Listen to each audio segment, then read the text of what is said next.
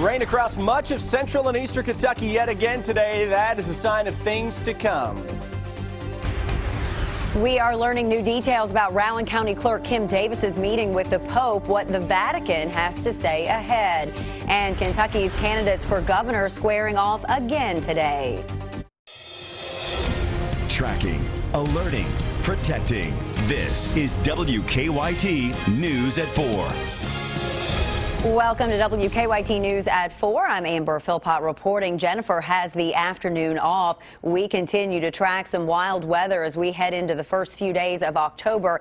This is a live picture now of downtown Lexington, and Joaquin is now a hurricane, and it should grow over the next few days, leading to some strong showers and storms for our weekend here. Let's check in now with Chief Meteorologist Chris Bailey. Hi, Chris. Hi, Amber. Busy times here in the weather office over the past few days, and that trend really kicking into high gear in the days to come. Rain this afternoon has been very heavy across parts of southern Kentucky. Now we're noticing an increase across the I-64 corridor. Southern Kentucky, though, a little area of low pressure. We call that a little meso low. You can actually see the spin that is showing up here just to the southwest of London, north of Whitley City. Look at all the heavy rain out ahead of that. Corbin, London, Williamsburg, thunder and lightning just to the south of the border. It has been raining all day. Lake Cumberland, Somerset, up into parts of Mount Vernon and to the south of Stanford and Lincoln County. Heaviest rains, though another round or two of some showers beginning to pop across parts of the Lexington metro and especially to our northeast. Think this area is going to increase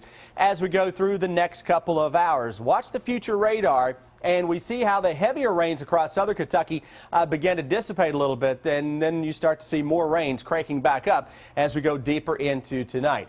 Here is our hurricane Joaquin down across parts of the Bahamas.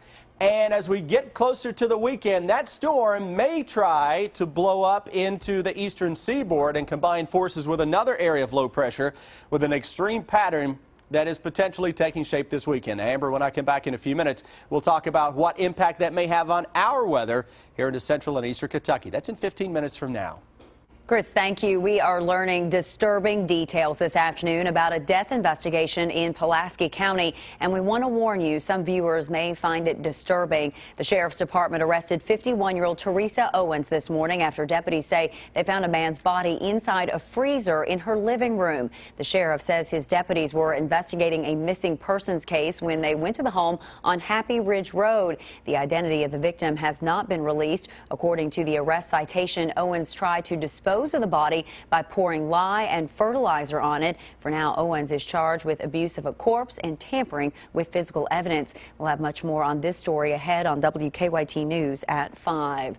The three candidates for Kentucky governor faced off again this morning in their second live broadcast debate. Kentucky Sports Radio host Matt Jones moderated the discussion between Republican Matt Bevin, Democrat Jack Conway, and Independent Drew Curtis. WKYT Sean Moody continues our top story at 4 with reaction from all three candidates. The candidates debated for about an hour. They said this was a chance for them to reach people who might not be paying attention to the other debates. Sports radio host turned unlikely political star Matt Jones asked the candidates about a pretty wide range of issues. The first question was what the candidates would do when they entered office. I'm going to be taking a look at the budget to see what we can do in early childhood education. That's the first thing I'm going to do. We swear in a governor the second week in December. You have to have a budget ready to go in January. But I intend to sit down with all of our elected officials, Republican and Democrat alike, and to have a come-to-Jesus meeting where we literally put the cards on the table and we discuss why are we elected officials. So I would drop a big fat audit on the Kentucky retirement system. They claim that there's nothing wrong going over there, but they refuse open records requests. They're carved out. They don't have to respond to them, but I find that problematic. Jones also asked who they'd vote for if the presidential election were today. Curtis picked Trump, Bevin picked Carson, and Conway wouldn't commit to a particular candidate, saying only the Democratic nominee. Coming up on WKYT News at 6, we will have the results of the latest WKYT Herald Leader Bluegrass poll. That'll give us a better idea of how people are viewing the candidates. It'll also let us know whether Drew Curtis could qualify for more debates in the future. In Lexington, Sean Moody, WKYT. On October 25th, WKYT will broadcast another debate between the candidates for governor. The debate will be sponsored by Eastern Kentucky University and the League of Women Voters. The Vatican has confirmed the Pope did in fact meet with Rowan County Clerk Kim Davis while in the U.S. The New York Times reports a Vatican spokesman wouldn't give any other details on the meeting. It took place at the Vatican Embassy in Washington, D.C. last week. Davis's lawyers say the pair prayed for each other and the Pope told her to stay strong. Davis spent 5 days in jail for defying a federal court order to issue marriage licenses to same-sex couples. The Pope indirectly addressed her case while flying back to the Vatican. He said no one should have to violate their conscience to satisfy the government. The fact that he met with Kim Davis sends a message that he is someone who stands with those individuals who are standing on their religious convictions. Davis's lawyers says the Pope also gave her a rosary. She plans to give it to her parents who are Catholic. Her lawyers say the Vatican has promised to send them photos of the meeting, and they plan to share those photos. We are working on a number of other stories for you on WKYT starting at 4:30. Sam Dick joins us now from the newsroom with a look at some of the news in progress. Hello, Sam. Good afternoon, Amber. Police have made an arrest in a violent Lexington home invasion and shooting, but they say a second suspect is still on the run.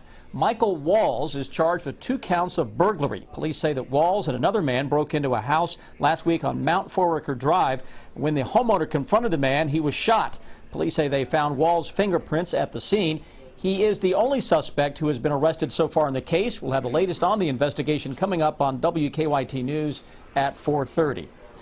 A man is in jail accused of holding his pregnant girlfriend hostage for days. The Laurel County Sheriff's Office charged Eric Anderson with unlawful imprisonment, assault, and wanton endangerment. His girlfriend is 31 weeks pregnant. Police say that she told them Anderson beat her up, would not let her leave their home, and made her go home 3 days without 3 days without food. She also told police that Anderson threatened to kill her baby if he went to jail. We'll have more details on the investigation on WKYT News coming up at 5:30. And 2 Kentucky firefighters who died in the line of duty were honored today. The annual Fallen Firefighters Memorial Service took place this morning at Juniper Hills Park in Frankfort. Kentucky's Fallen Firefighter Memorial includes more than 200 names of firefighters who died in the line of duty. Anthony Grider of the Campbellsville Fire Department and Malcolm Jenkins of the Fern Creek Fire Department were both added today.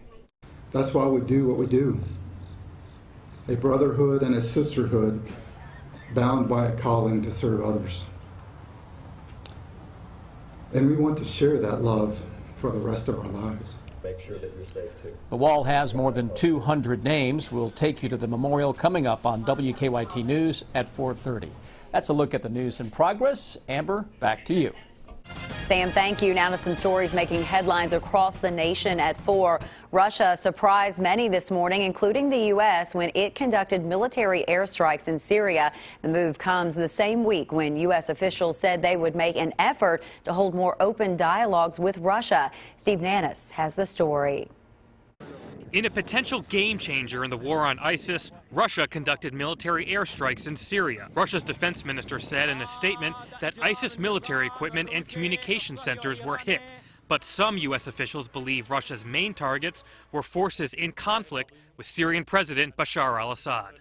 We must not and will not be confused in our fight against ISIL with support for Assad. And in a move rarely seen on the diplomatic stage, the United States was only given about an hour's notice before the airstrikes began, and it was not given exact locations of where the strikes would take place. I have been dealing with them for a long time, and this is not the kind of behavior that we should expect. Republican Senator John McCain says he believes the real purpose of these strikes is for the Russian president to gain more influence in the region. These strikes near the city of Homs is not under control of ISIS, of the Islamic State. So already we are seeing the true intentions of Vladimir Putin. Putin says this military operation is limited in time and there will be no Russian boots on the ground. Kerry says U.S. and coalition airstrikes will continue against ISIS, and he says attacks with other motives would not be welcomed by the United States. Strikes of that kind would question Russia's real intentions fighting ISIL or protecting the Assad regime. In Washington, I'm Steve Nannis reporting. After several denied appeals, Georgia has executed its only female death row inmate. Kelly Gissendaner was put to death by lethal injection shortly after midnight at the state prison in Jackson. She was convicted of murder in the February 1997 slaying of her husband. She conspired with her boyfriend, who stabbed Douglas Gissendaner to death. Her boyfriend is serving a life prison sentence. We'll have more on this story ahead on WKYT News at 4:30. Joaquin has now strengthened to a hurricane as it moves closer to the Bahamas. The National Hurricane Center says Hurricane Joaquin's maximum sustained winds have increased to nearly 75 miles an hour. It's expected to strengthen over the next 2 days. The storm center will likely pass over or near the central Bahamas tonight or tomorrow. And as Chris told us, it could mean a wet weekend for us here in the Commonwealth. How much would you pay to get a reservation at your favorite restaurant? Why, the creators of a new app think you'll pay more during the busiest times of the day. That's coming up in Money Watch. And video streaming is going sky high with Netflix. We'll tell you which airline is now hosting the site coming up on WKYT News at 4.